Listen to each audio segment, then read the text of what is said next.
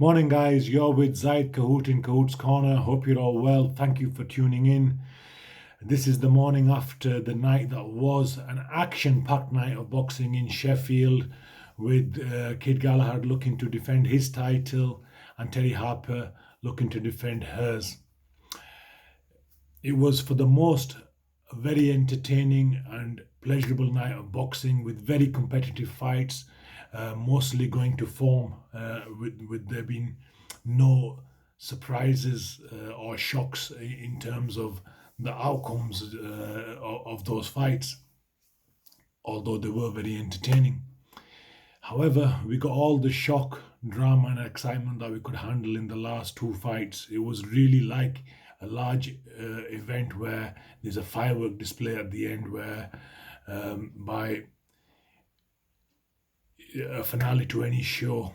And unfortunately, it wasn't a finale that was pleasing to most of the fans or to any of the fans. There was a packed stadium with Terry Harper and Kid Galahad fans, and everyone was entertained but left in shock and awe of what had just happened. Now, ladies first, Terry Harper and Alicia Baumgardner. From her ring walk, from her demeanor, from the spring in her step, as soon as Alicia came out, and with her bulging shoulders, strong legs, you could see that she was going to be a strong and competitive fighter. She looked like Serena Williams. She looked so big and strong.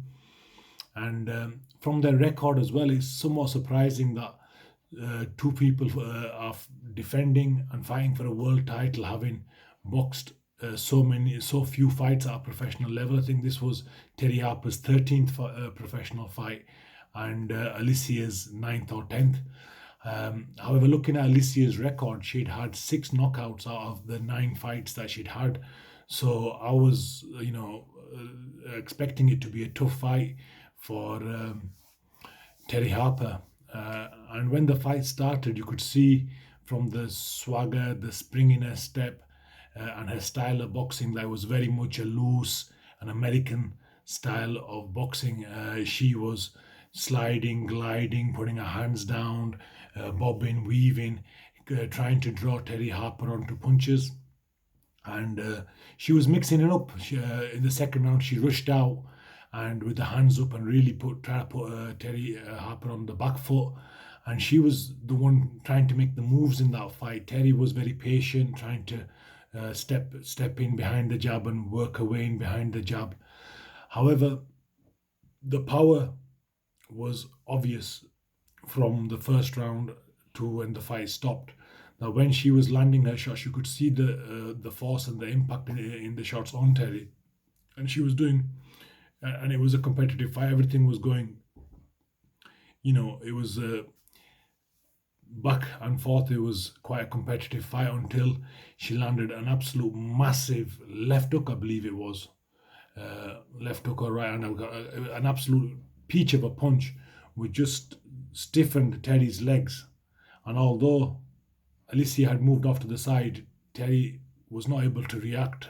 She didn't know where she was for a moment, for 2 moments, for 3 moments, and Alicia was about to pounce back in and hit someone who wasn't able to defend herself, and the referee quite rightly jumped in to protect her from getting seriously hurt. So that was a massive shock to everyone in the stadium, but it shouldn't be so. But I'm sure the hardened boxing fans who know of Alicia and had seen her knockout power before and seen her box before will not be surprised at that result.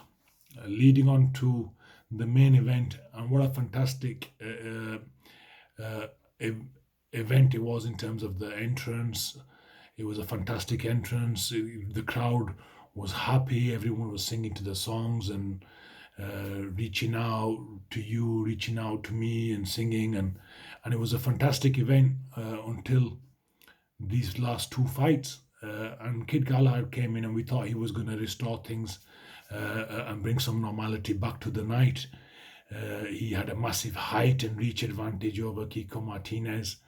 And from his performance against Jazza Dickinson, which was a phenomenal performance where he was constantly moving, pivoting, jabbing, feinting, using his feet to get in, to get out, to trip him up, to stand on his toes, to do anything what he could. He was using every trick in the book, and all the skills that he had at his disposal to win that fight. And I was very confident, having seen his previous performance, that this, although a very strong looking Kiko Martinez, was going to struggle to cut the distance. And when the fight started, there were no surprises. Kid Galahad was absolutely brilliant. He was boxing, he was keeping things very tight, boxing at range with very fast punches, moving in and out of range.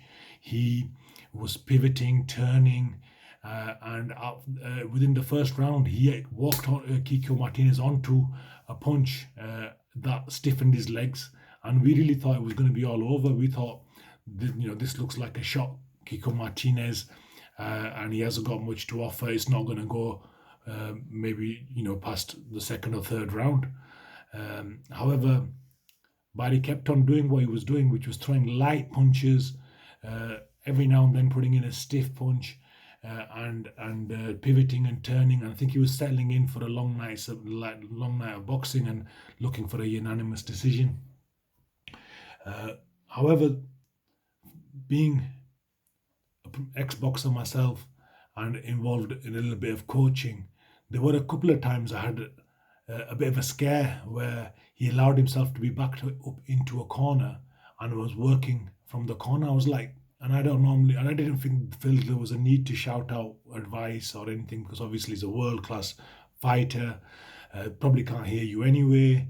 But because I'm a big Ingle fan and a Kid Galahad fan, I found myself shouting out and saying, "Listen, get out of the corner! What are you doing in the corner?" And he worked his way out of the corner, and things looked under control. And I felt like a bit of an idiot for shouting out that, what are you doing, boxing in a corner, when he's clearly winning the fight and clearly doing very well. Then I think after the third or fourth round, what was happening was Kiko Martinez was trying to come forward, and Kid Galahad was boxing and just hitting with not full-on powerful punches, but punches just to keep him distracted. And I think Kiko Martinez at the end of the third round thought to himself that these punches aren't hurting me. I really need to press forward. He wasn't doing enough, wasn't Kid Galahad, to stop him in his tracks, to try to hurt him. He was just trying to outbox him, and Kiko Martinez's passion to win was clearly evident. I think at the start of the third or fourth round, he rushed out to try to close the distance, and Kid Galahad again moved really well. But now you could see that the fight was happening at a lot closer range, and he wasn't fully extending his punches, and his feet weren't at the same distance from his opponent as they were in the first or second round.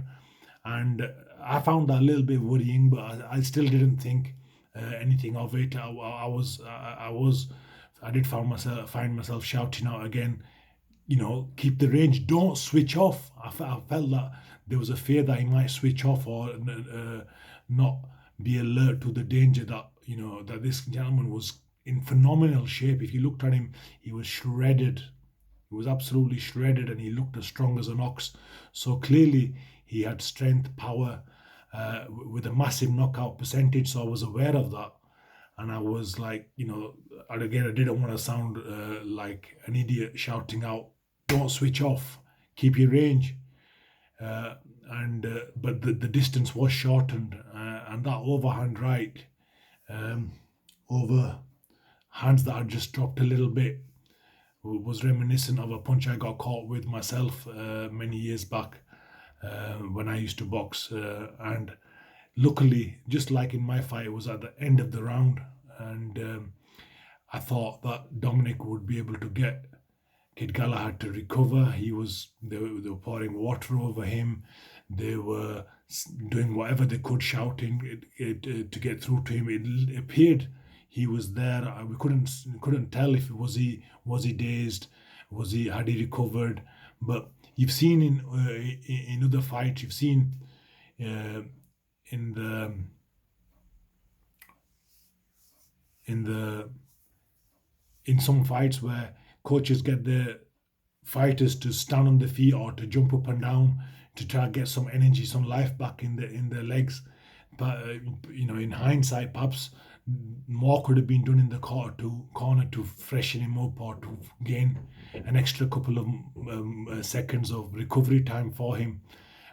In great fights, he often, if you everyone knows about Angelo Dundee and the glove. People know about, somehow I think Galahad needed a bit more time to recover. I don't think he was fully recovered, and he didn't really come out of his corner. And Kiko Martinez got his leg outside of Kid Galahad's leg, and he almost didn't give him anywhere to move.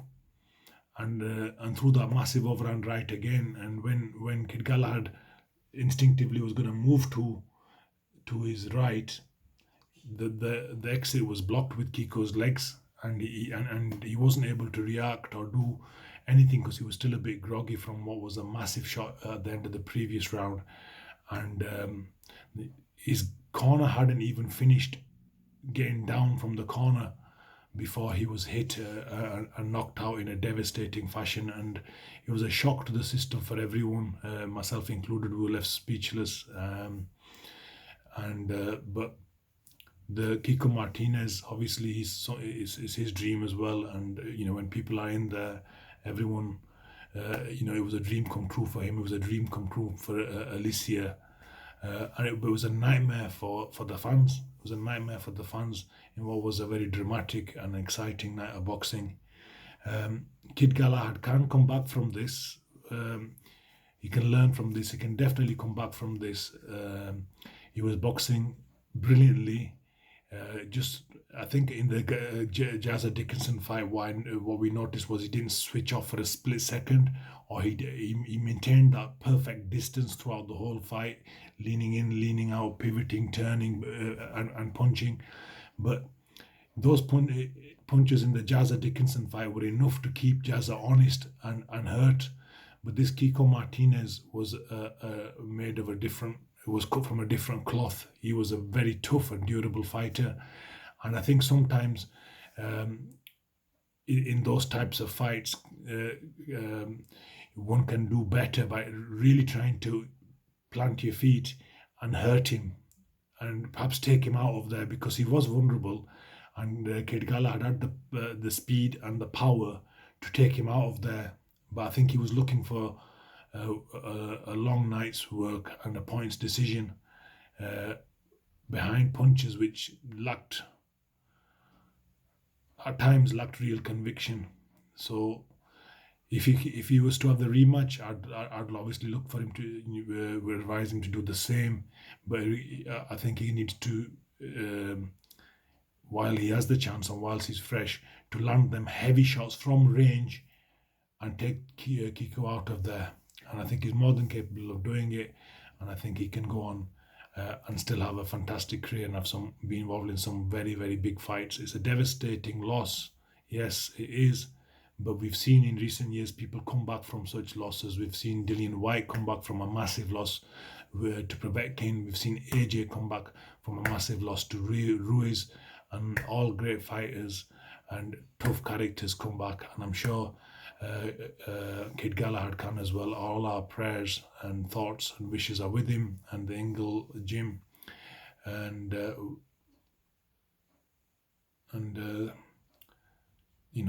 let's build on this and come back from it. So those are just my views on what I felt happened last night. I'd love the opportunity to hear your views or read your views. If you like this video, please click like and share and leave your comments below. Thank you for joining Zaid Kahoot in Kahoot's Corner.